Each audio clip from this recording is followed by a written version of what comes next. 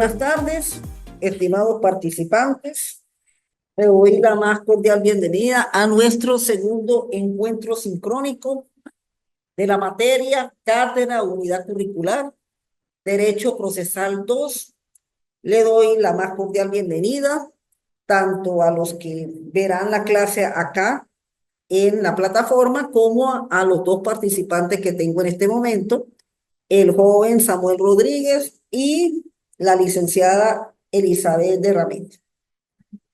Bien, en la tarde de hoy vamos a tratar en los 4 láminas que le estoy presentando la sentencia, los recursos, el poder cautelar y los procedimientos especiales del derecho de familia y del régimen de comunidades, sobre todo la partición, la oferta de pago y dos procedimientos que también son muy importantes, aunque siempre las mismas situaciones económicas hacen que pues, el procedimiento ya ni se aplique, pero todavía siguen vigentes y en cualquier momento pues se da su aplicación. La sentencia pues ya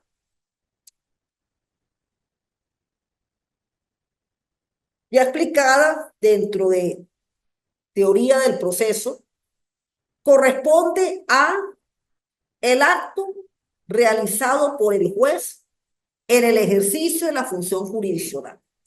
Y este acto realizado por el juez en el ejercicio de la función jurisdiccional es cuando ya el proceso entra en la etapa denominada vistos para su decisión. Cuando se inicia el procedimiento ordinario, comenzamos con la demanda. Se da la citación a través del emplazamiento. Se contesta la demanda.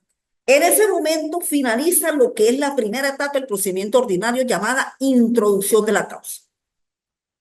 Se abre el lapso probatorio, la instrucción de la causa, en la cual se ve el derecho probatorio, los principios del derecho probatorio, las etapas del derecho probatorio, los lapsos, promover, evacuar y el estudio de cada una de las pruebas en la cual se interponen en el juicio de procedimiento ordinario, tanto las que tienen el Código Civil, las que tienen el Código de Procedimiento Civil y algunas leyes que también tocan temas o normas relativas a las pruebas. Una vez finalizada la etapa probatoria, vienen los informes y pasados los informes es donde vienen vistos para sentenciar. Ahí es donde el juez cuenta con 60 días si es sentencia definitiva y 30 días si es sentencia interlocutoria para hacer el trabajo de la sentencia, que es sencillamente el acto jurisdiccional que realiza el juez en la cual crea norma de derecho, es un mandato y ahí es donde decide si la pretensión ha lugar o no ha lugar. Esa es la sentencia. Por ello, cuando él lleva a cabo el trabajo de la sentencia, él sigue también unos requisitos, que son los del 243. Y dentro de esos requisitos están inmiscuidas las partes de la sentencia. El 243, toda sentencia debe contener la indicación del tribunal, la indicación de las partes del abogado y una sentencia clara, precisa y lacónica de todo lo que ocurrió en el juicio, de todos los actos del proceso, de la demanda, contestación, las pruebas, cómo se llevó a cabo la promoción, la evacuación de las pruebas y los informes. Eso lo hace en un resumen de cada uno de ellos. Viene el cuarto requisito, la parte emotiva. Entonces, por lo menos la licenciada, si agarra un lapicerito y del numeral 1 al numeral 3 le pone una llavecita y le indicamos parte narrativa. Ahí es donde está la parte narrativa de la sentencia.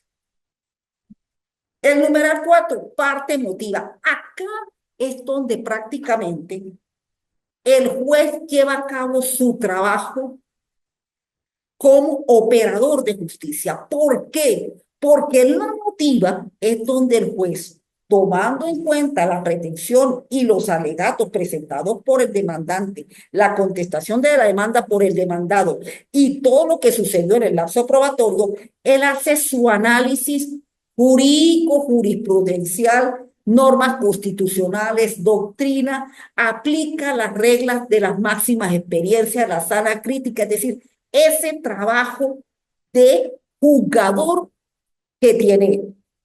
Y ahí es donde prácticamente, en algunos casos, esa sentencia puede crear las llamadas decisiones jurisprudenciales. En ese trabajo la parte motiva, porque ahí es donde pueden valorar todo lo que ocurrió en el juicio, su análisis y prácticamente es el preámbulo a la decisión a tomar.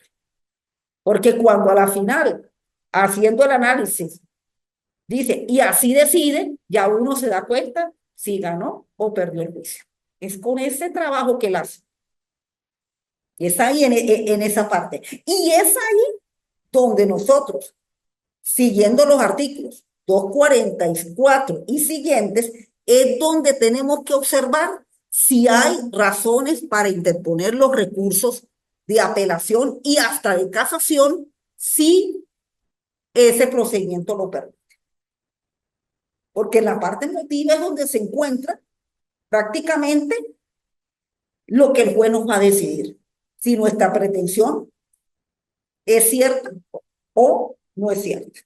Es ahí. Y ahí es donde vamos nosotros a utilizar los mecanismos para, en los informes de la apelación, oponernos a esa sentencia.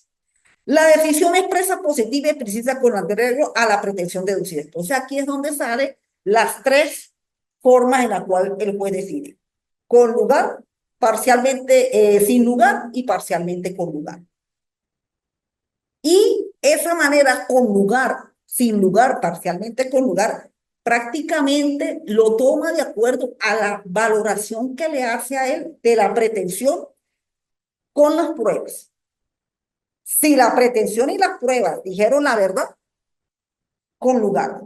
Si la pretensión y las pruebas no dijeron la verdad, pues será sin lugar, porque yo dije la pretensión, pero si no la probé, o resultó ser incierta o mentirosa, sin lugar. Ahora, en la cual ni la termina diciendo si existió o no existió, sino que hay algunas situaciones que está más o menos cercana a, a lo que realmente se pretendía en esa demanda, es cuando sale parcialmente con lugar. Que hay veces, por lo menos en mi criterio, si han de solucionar el problema y las partes, mientras menos sean condenadas en costas, pues a veces preferiría que se quedara así. Porque ¿qué es lo que sucede? Que muchas veces uno se va porque no te declararon con lugar.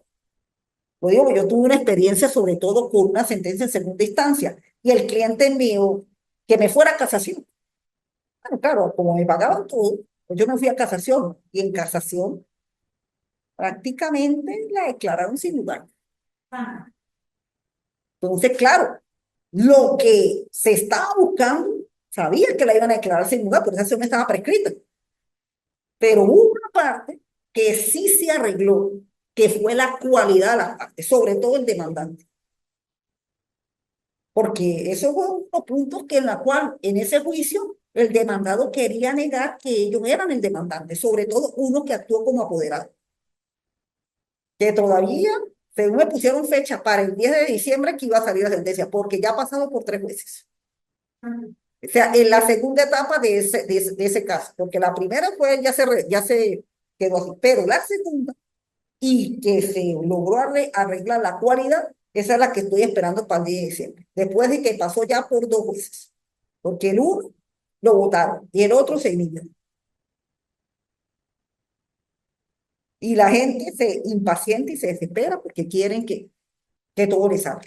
Bueno, entonces aquí tenemos los requisitos de la sentencia. Bueno, que dentro del artículo 243 está lo relacionado con las partes.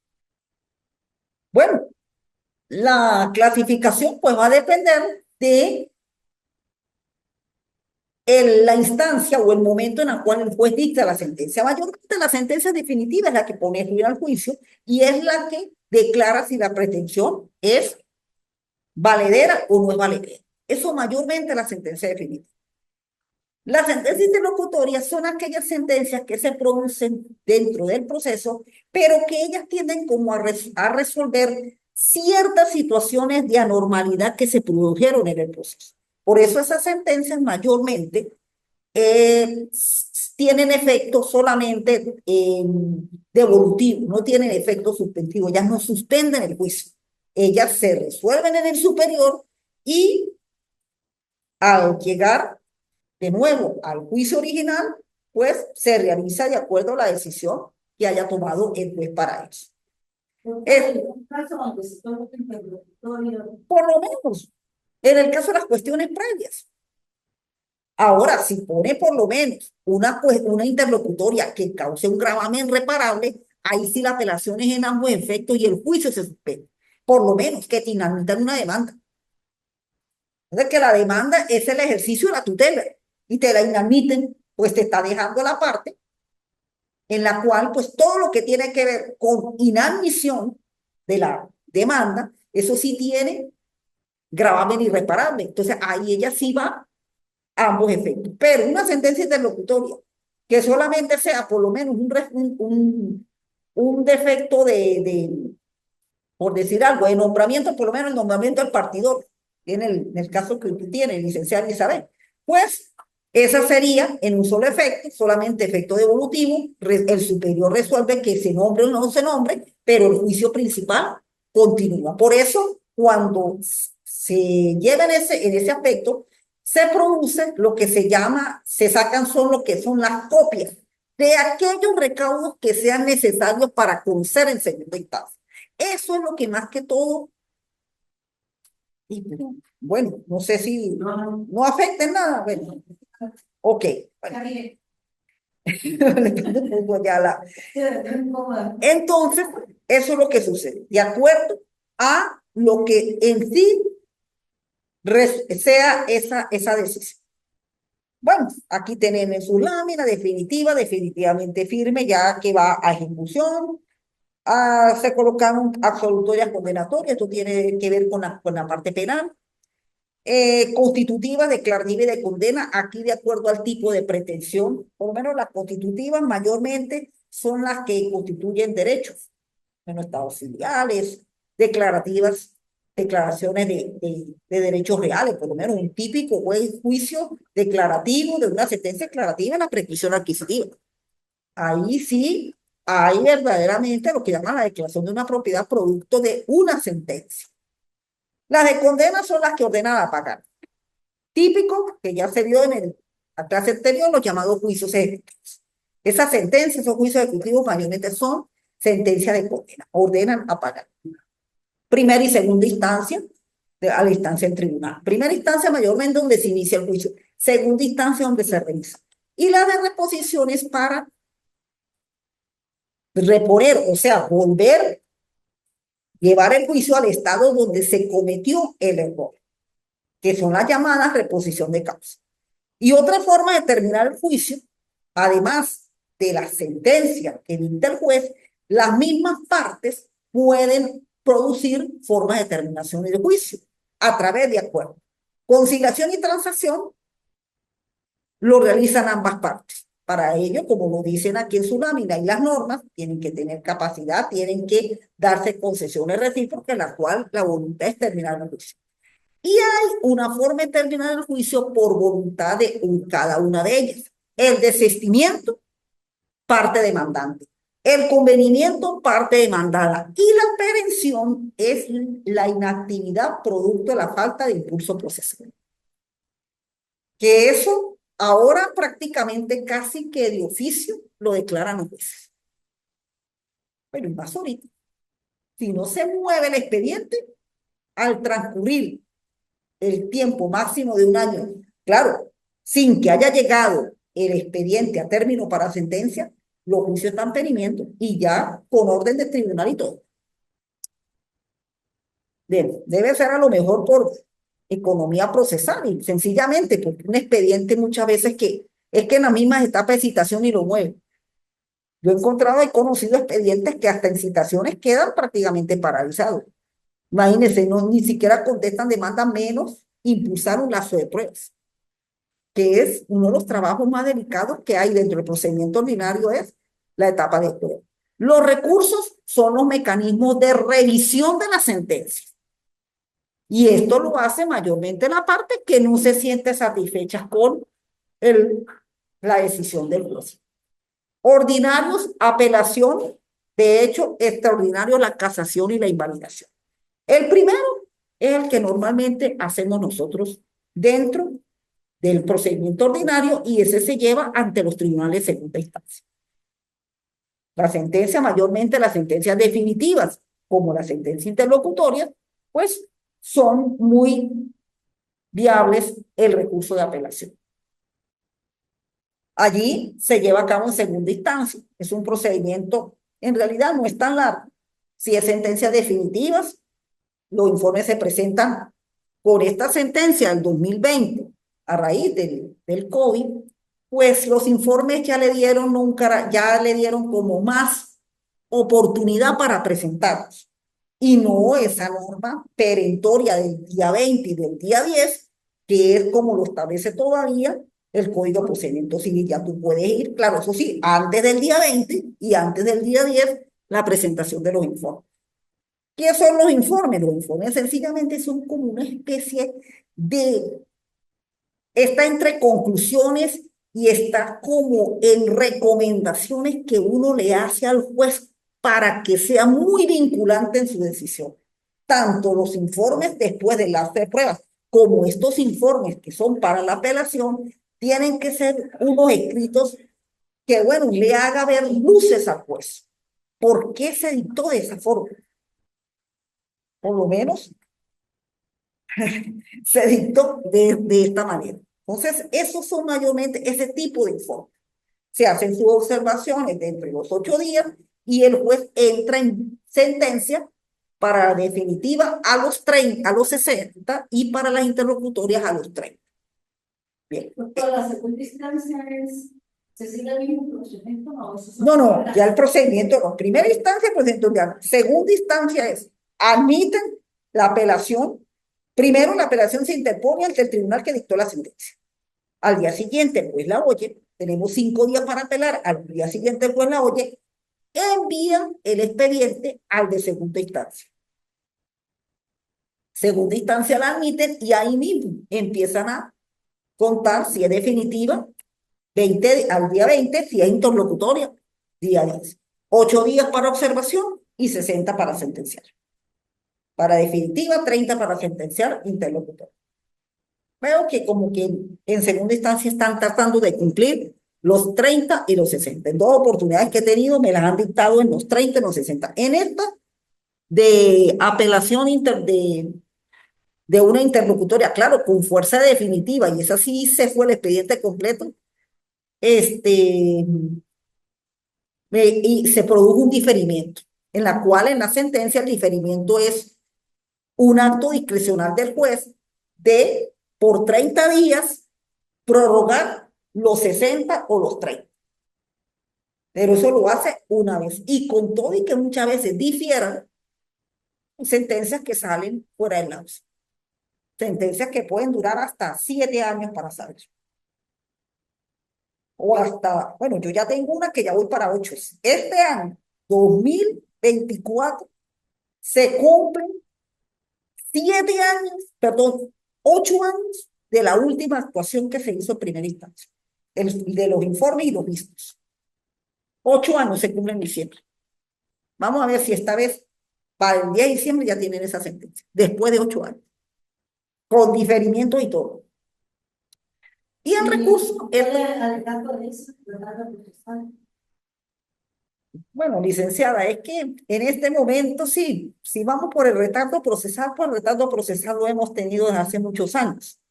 Ahora, tal vez con estas situaciones y tantas sanciones y tantas movilizaciones y tantas presiones y esta cuestión, algo pudiera hacer que estuviera incidiendo en los jueces. Por lo menos en 2 juicios que he tenido últimamente, pues sí ha habido un poquito de movimiento en la decisión, porque muchas veces, y es lo que les explico tanto a los estudiantes y le digo a los mismos clientes, le dije yo, la situación es que el juez tiene que decidir, salga lo que salga, pero tiene que decidir, porque lo que incomoda y molesta es la espera.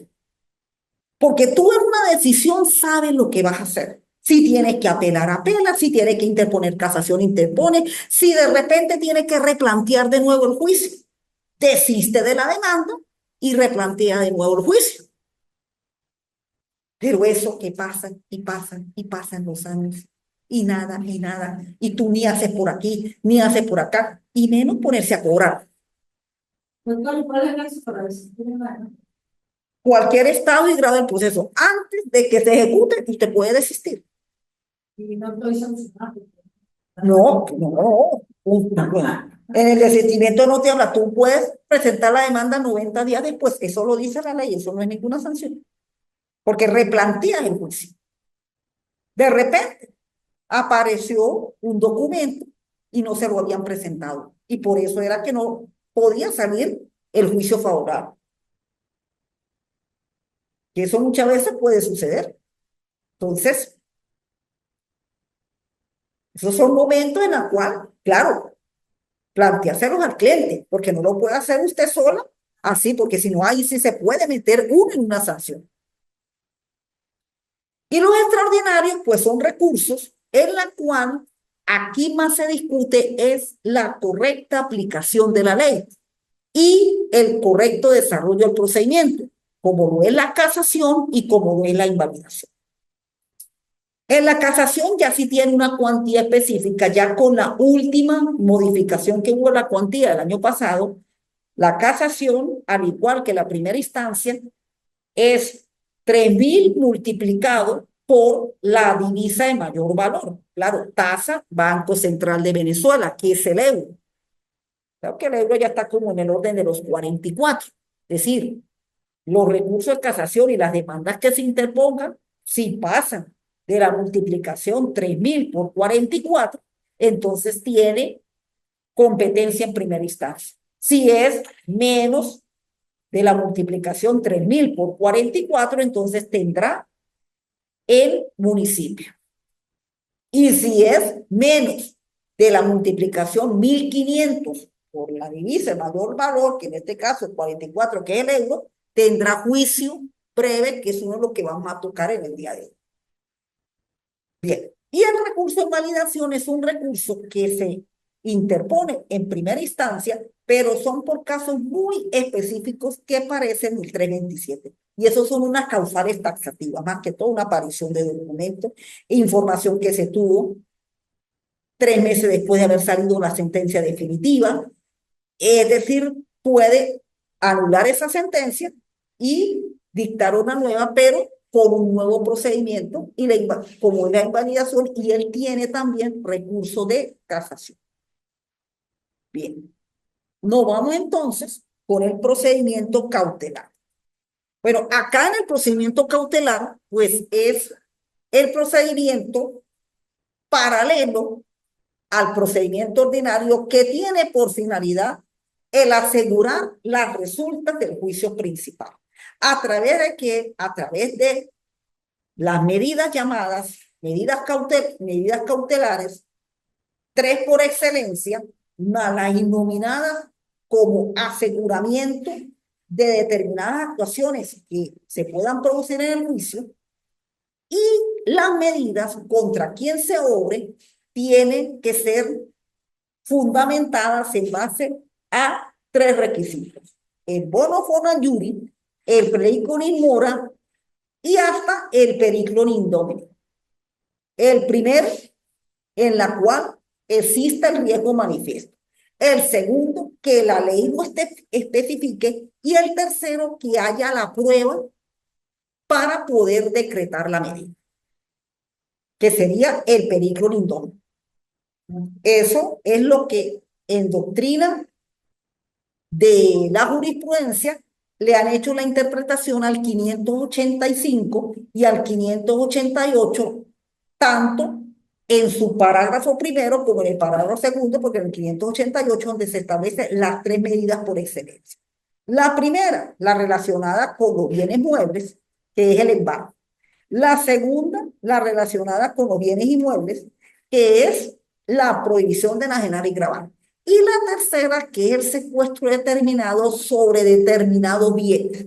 Más que todo, el secuestro se aplica mucho es en los juicios de comunidad. Uno de ellos, el juicio de partición. Porque como los bienes en la partición son de todos, son tanto el demandante como el demandado, entonces por medio del secuestro se asegura esa cosa litigiosa a través de la medida de secuestro. Ahí tenemos en la lámina lo que persigue la medida. En la siguiente, cuáles son ellas: embargo, prohibición de enajenar, secuestro y el procedimiento de las medidas. Una vez que se decreta, hay 3 días desde el momento que se decreta o en el momento en el cual se cita el demandado para hacer la oposición o no. Haga o no una oposición, se abre una articulación probatoria de 8 días y al final el juez la ratifica o puede levantar la medida. Pero mayormente el levantamiento de la medida tiene que haber una oposición por parte de la otra parte. Si la otra parte no pone nada, dicen ahí, deja que la medida siga, pues esa medida sigue hasta que termine el juicio para convertirse en medida preventiva a medida ejecutiva. Y ahí sí, a garantizar el resultado del juicio.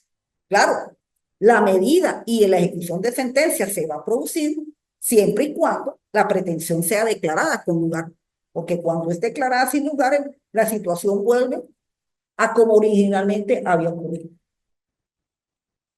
Bien. Eso funciona así. Si la sentencia no salió de parcial, funciona. Bueno, parcialmente con lugar hasta pudiera ocurrir, pero cuando la sentencia es declarada con lugar y se ejecuta, es porque se la demanda es declarada con lugar, porque si es sin lugar, ya no tiene sentido. Más bien la medida se levanta de una vez. Se levanta. Bien. Y no vamos con los juicios relacionados primero con el derecho de familia y el derecho más que todo de la comunidad y, y estos dos juicios de breve y oral que aunque son, bueno, el oral sí no es similar al procedimiento, el oral será el futuro procedimiento que vamos a tener cuando tengamos, ojalá sea antes de finalizar esta década, la reforma del Código de Procedimiento Civil. Bueno, dentro de los juicios relativos al derecho de familia, no sé, los dos participantes, si hay alguna pregunta. Bueno, conectado ahorita no hay ninguno, pero la licenciada, Samuel, bueno, derecho a familia, bueno, bueno, yo creo que usted más que todo, como con resolución de contratos, con particiones, con juicios ejecutivos, puede ser, pero claro, los juicios de derecho de familia, que todavía se manejan para el juicio del derecho de familia tanto el Código de Procedimiento Civil y la LOMNA mayormente.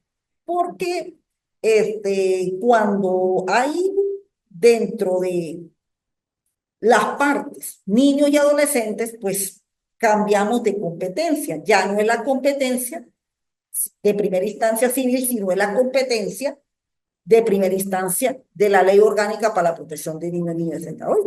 Más que todo, el juicio, el juicio, el juicio de divorcio y de separación de bienes, como la rectificación de actas del registro civil, quedaron para la jurisdicción ordinaria civil por mayores de edad, mayormente.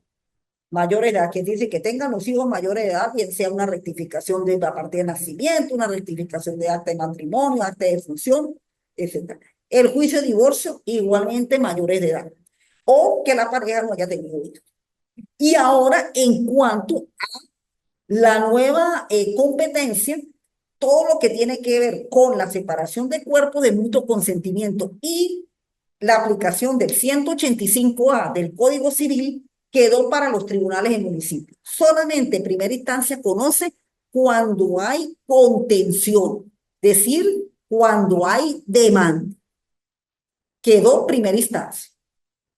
135. Y el nuevo que pasó a la jurisdicción voluntaria fue el juicio de la sentencia del 30 de abril del 2017 con el llamado juicio del desafecto. Del desafecto, donde prácticamente, producto de la incompatibilidad de caracteres, se va por un tribunal de municipio y por la jurisdicción voluntaria están resolviendo los divorcios por esa vía. Si hay menores, Y si hay menores, por logra. Cuando hay mayores, por municipio. Y cuando hay menores, por logra. Bien, acá tenemos en los juicios de derecho de familia, la rectificación del acta de registro civil, la interdicción, la inhabilitación. Acá sí me voy a detener un poquito en la interdicción y la inhabilitación porque estos juicios son muy importantes. Tienen una característica especial en cuanto a la etapa sumaria. ¿Por qué se habla de una etapa sumaria en la interdicción y la inhabilitación? Porque generalmente cuando se va a presentar la demanda en estos juicios de interdicción e inhabilitación, hay que llevar un informe médico forense de un psicólogo. Porque, ¿qué es la interdicción y qué es la inhabilitación? Nos vamos hacia derecho civil personas. En derecho, los abogados trabajamos es con mayores de edad. En las demás profesiones, por lo menos, bueno, también a lo mejor los contadores, los economistas mayores de edad, pero vamos a nuestra profesión, trabajamos con mayores de edad. El artículo 18 del Código Civil nos habla que el mayor de edad a partir de los 18 años, en la cual tiene para hacer todas sus actividades en un mundo jurídico. Cuando se presenta que una persona mayor de edad tenga defecto intelectual, ella tiene un problema en cuanto a la capacidad de goce. Perdón, la capacidad de goce, no, la capacidad de ejercicio, que es la capacidad motora, la capacidad de libre discernimiento. Porque para ser parte en el juicio, de acuerdo al 136 del Código de Procedimiento Civil, toda persona para actuar en el juicio tiene que ser capaz. Entonces, tenemos que remontarnos a los temas de la capacidad cuando derecho civil personal. Cuando la persona mayor de edad presenta ese problema de deficiencia mental y necesita hacer un acto, un negocio jurídico o ser parte de un juicio, ¿qué sucede? La propia ley establece en el juicio de interdicción de que ella primero va lo que se llama a una etapa sumaria.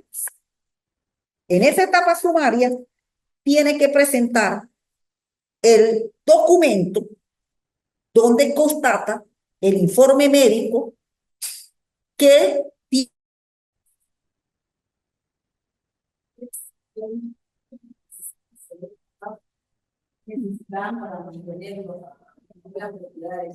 bueno, yo tuve que desistir en un juicio precisamente porque una de las partes había y estaba demente. Pero yo no tengo que desistir de eso porque no voy a avanzar. Se sometió a la interdicción, se le nombró su tutor y ahí continuó. claro. Bueno, entonces en este juicio de interdicción, ¿cuándo precisamente? ¿Y cómo lo tenemos? En el 733. Luego que se haya promovido la interdicción o que se haya llegado la noticia al juez de que alguna persona concurriera circunstancias que puedan dar lugar a ella, el juez abrirá un proceso respectivo y procederá a una averiguación sumaria sobre los hechos imputados, nombrará por lo menos 2 facultativos para que los examine el notado de eminencia y se emite el juicio y se practicará lo dispuesto del 396 del Código Civil y lo demás que juzgue necesario para formar el concepto. Este sí tiene una especialidad de el documento por el cual consta la enfermedad. Se introduce al tribunal y el juez comienza a nombrar los 2 facultativos para la ratificación de ese examen.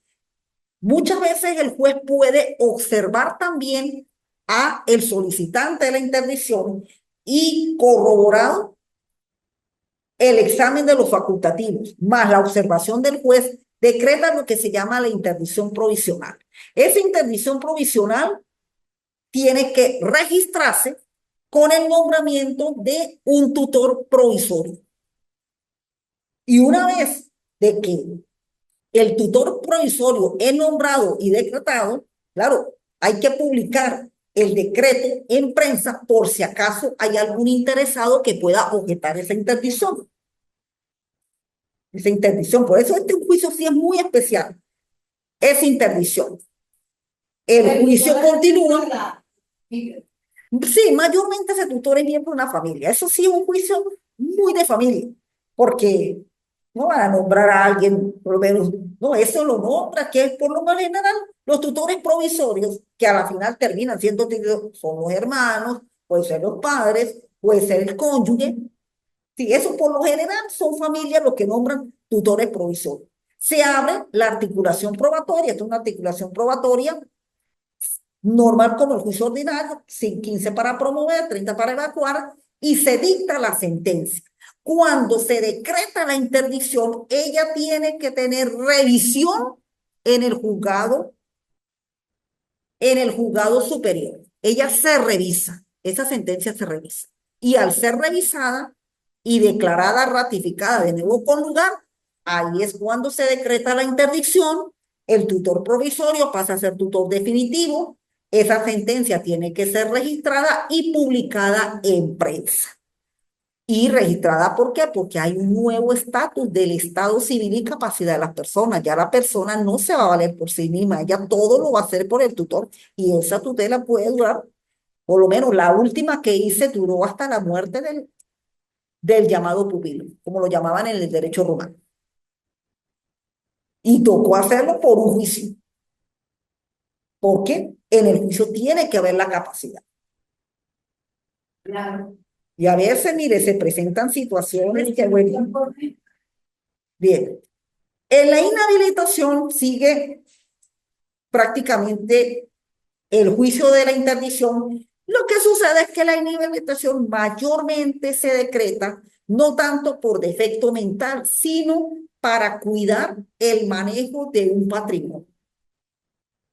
Hace unos años, y le di la recomendación a una abogada, alumna, en que mayormente cuando se presenta personas, sobre todo después de 70, 80 años, que les da por gastar y por vender a formas hasta inconscientes, pues sí nombrarle o sea, que la inhabiliten para eso y nombrarle su tutor, su administrador, para que le cuide ese tipo de patrimonio. Ellas no es que estén dementes, esas personas tienen conciencia de lo que hacen. Lo que sucede es que son muy propensas a gastar. Y claro, hay que cuidar muchas veces ese patrimonio, pues es mejor inhabilitarlas para poder realizar esas ventas y si hay necesidad de hacerlas, pues con el tutor y a veces muchas veces porque también se informa al tribunal en caso de que el tutor no cumpla con sus deberes, pues la designación de otro. Ok. El juicio de divorcio y de separación de cuerpos. Bueno, este es uno de los juicios del derecho de familia que más se da en nuestro ejercicio profesional. Y acá, como ustedes lo ven en la lámina, hay prácticamente 3 etapas para hacer. Está el de la jurisdicción ordinaria, que seguimos el Código de Procedimiento Civil, cuando la pareja o no tiene hijos o ya los hijos están grandecitos y creciditos y hechos y derechos. ¿Bien? Entonces, acá, primeramente, para establecer el juicio de divorcio, tiene que basarse en una de las causales del artículo 185 del Código Civil.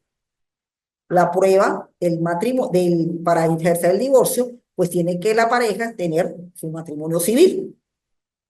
Se presenta el acta de matrimonio, ahí está la especialidad del acta de matrimonio, y si va dentro de la separación de cuerpo con la separación de bienes, bueno, los bienes que van a partir y liquidar, porque en el matrimonio se forma lo que llaman la comunidad de gananciales. Y esa comunidad de gananciales, al disolverse el matrimonio, ella también pasa a disolución y liquidación. Las normas del Código de Procedimiento Civil, como ahí la tenemos,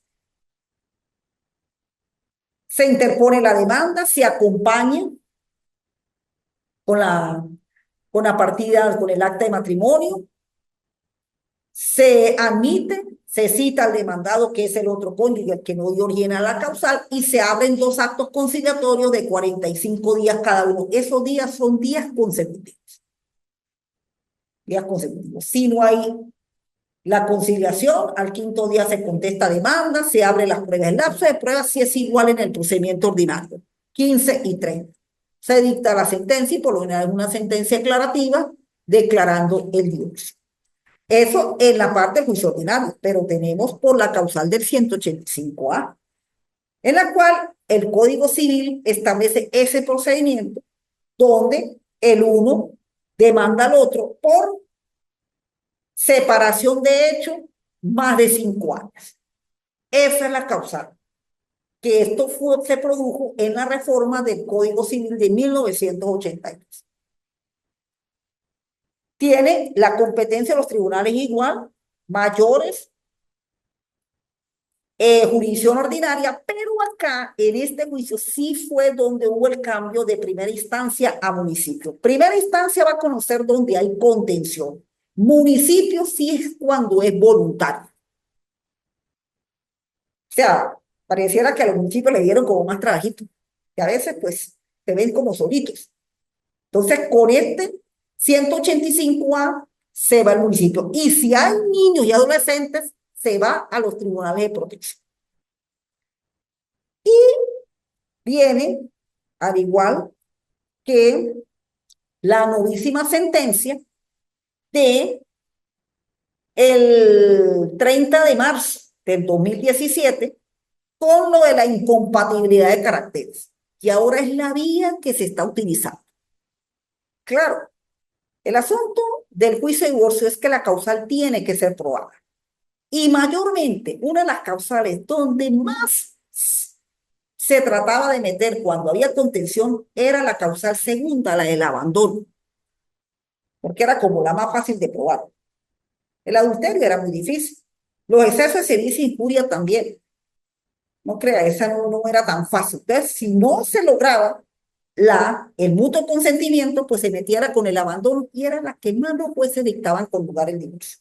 Ahora, con esta sentencia del 30 de marzo del 2017, 136, si no me equivoco el número de la sentencia, pues ya se va a un tribunal de municipio, porque jurisdicción voluntaria, se cita y si conviene, se da el divorcio. Bueno, el primer divorcio que yo tuve por esta sentencia fue de una pareja casada en 1974. Bueno, o sea que formaron, sí, de 1900, cuando yo veo el acta, y en ese entonces ambos eran menores de edad.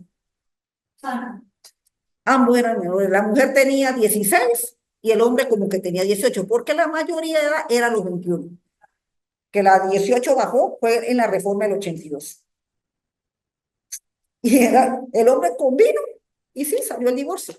Pero todavía viven en la misma casa, porque no la han podido vender. Y eso pues ya hace como 5. Sí, la sentencia salió en 2017, ya estamos a 7 años de la sentencia. Bien, bien. Las cosas que pueden. No. Y por último, terminamos con los juicios de partición, oferta de pago y jurisdicción voluntaria. ¿Y esto para dónde se me fue? ¿Qué no? ¿Dónde se me fue esto? No, la última lámina, ya tengo ya. Sí, pero me falta la de. Ah, se me lo borró. Bueno, aquí vamos. Esa es la última. Sí, pero me va a faltar la otra. Que habían 4, papá. Ya. Bien. Son datos, doctora. Uso de repartición es nada. No, yo que estuve en unos. Y ahí vamos a salir de eso. Esto es para el tercer trabajo. No, esto Ese es el tercer módulo. Eso, ya por lo Pero menos, si está activa por la sentencia, ¿no? Y para. Ok. sí, porque ahí estaba la... ¿Cuál es ese? Este. Ok, y listo. Y con esto ya damos punto final a nuestra clase. Y por último, los otros juicios especiales fuimos lo relativo a la partición, la oferta de pago, el procedimiento breve y el procedimiento oral.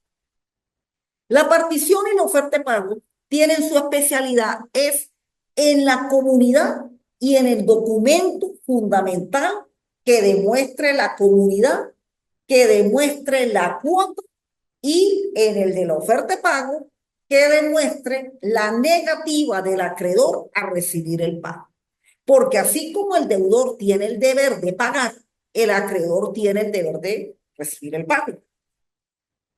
Entonces, cuando hay esa negativa de no querer el acreedor recibir el pago, el deudor acude ante la jurisdicción civil, sea primera instancia o sea municipio, de acuerdo a la cuantía, a realizar su pago y de esa manera, pues, obtener la liberación de la obligación. Bien, en el primero, la partición, tenemos que los juicios relativos a la división de la comunidad, pues tienen su particularidad, es que nadie está obligado a vivir en comunidad. Las comunidades se forman, puede ser por una de ellas, que lo vimos hace unos minutos, la disolución del vínculo conyugal. Al disolverse el vínculo conyugal, ¿cómo no? Se disuelve la comunidad, pero la comunidad de gananciales. Hasta que esta no se liquide, esa comunidad se forma lo que se llama una comunidad ordinaria. Y esa comunidad, pues al disolverse, cada cónyuge va a quedar con el 50% del bien a dividir. Esa es la comunidad, vamos a decir, más pequeña, porque son dos más nada. Pero está lo que llama la comunidad hereditaria, que esa puede ser bastantes. Está la comunidad ordinaria, que también, cuando son bastantes, entonces ahí, en este juicio de comunidad, la especialidad está en que cuando se interpone una demanda, que la demanda igualito va a tener los mismos requisitos del 340, tiene que acompañar el documento que da origen a esa comunidad y la cuota, y aquí tengo a la experta cómo se dio esa cuota que le va a corresponder a cada comunidad. Entonces, cuando se cita, ¿qué es lo que hace el demandado? Y ahí es donde precisamente está que desaparezca la especialidad y nos vayamos a procedimiento ordinario, que se oponga a la cuota. Que la cuota no es, que faltaron bienes, que no era esto, que... Entonces ahí, al haber la oposición, se va al procedimiento judicial. ¿En qué momento? En el momento de la contestación de la demanda. Como lo dice a partir del 777, 778 y 779. Esa prueba hay que tenerla ahí en la demanda. Si no hay la prueba, ahí es donde comienza estos juicios a inadmitirse porque el juez lo que le va a revisar es que en el documento esté la conformación de la comunidad y cuál es la cuota que le corresponde a cada heredero. La oferta de pago tiene como finalidad que el deudor busque su insolvencia, su solvencia. Y ella, más que todo, se produce es cuando el acreedor no le quiere recibir ese pago. Y muchas veces se presenta. De verdad, es que hay veces como que le juegan unas cosas, sobre todo a algunos vendedores, a compradores, que ellos sí, de buena fe, van y hacen sus pagos, hasta si es por créditos y eso, y después entonces se niegan, se esconden, que se fueron para, bueno, ahora con excusas de que se fueron del país. Entonces, la finalidad de este juicio es que el deudor se solvente. Primeramente, pues, el documento fundamental, porque estos juicios especiales tienen una característica que hay que tener. El documento fundamental tiene que ser un documento especialísimo que demuestre, en este caso, la obligación. La obligación. Sea un documento público, sea en que se haya constituido un documento privado reconocido, es decir, que se constituya la obligación. Ante la negativa del acreedor de recibirla, se traslada el tribunal a la morada del acreedor a constituirse, a ofrecer el pago con su correspondiente depósito. Y en ese momento el acreedor puede oponerse o no. Se levanta un acta y a partir de ese momento, si se opone, pasa a procedimiento ordinario. Y de acuerdo a la cuantía, en el momento en que se sigue, contesta demanda, pruebas, forma de sentencia. Si no se opone, entonces se acepta la oferta, se recibe el depósito y prácticamente termina el juicio. La llamada oferta de pago. Este es un procedimiento que sale trabajito, sobre todo cuando se presenta. Se daba mucho, lo que sucede es que ya ahora, pues con la ley de arrendamiento para inmuebles y el decreto legislativo para inmuebles de uso comercial, pues solamente los tribunales están recibiendo las ofertas de pago de cánones de arrendamiento, es con los inmuebles de uso comercial. La vivienda sí tienen que irse allá a SUNAVI cuando no les quieren recibir los cánones de arrendamiento.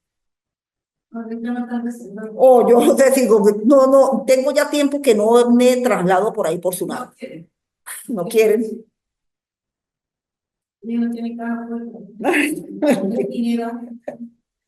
No, en el tribunal, sí, en el tribunal. Ese era un procedimiento muy típico, el de la consignación de cánones de arrendamiento cuando no sé qué, no, el arrendador no quería recibirlo.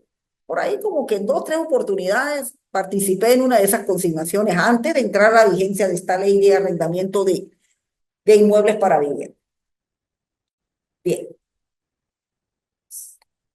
Bueno, el procedimiento breve. Este es el procedimiento ordinario chiquito.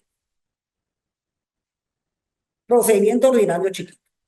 Acá hay una pequeña modificación con respecto a la cuantía, porque antes de la última resolución del TCJ, la cuantía era hasta 7.000 unidades tributarias. Ahora, con el cambio del anclaje a la moneda de mayor valor, a la divisa de mayor valor, pues ahora hay que multiplicarle por 1.500. Es decir, cuando se da la operación de 1.500 por la divisa, ahí es donde es juicio obrero. ¿Por qué breve? Porque los lazos todos se reducen. Y lo único que no hay en el juicio breve son los informes. En el juicio breve no hay informes. De lo demás hay todo. La demanda. ¿Tiene ejemplo de ese procedimiento breve ordinario? Bueno, primero que la cuantía, pues precisamente no pasa en 1.500 por la divisa de mayor valor. Bueno, si la cuantía no da, o sea, no llega, o sea, 1.500 por la divisa de mayor valor, ¿cuánto sería? A ver, 1.500 por 44. Sí, eso es ahora. 8.000. Bueno, a ver, vamos a ver. Bueno, si la cuantía da por montos, por debajo de 67.000, va por juicio breve.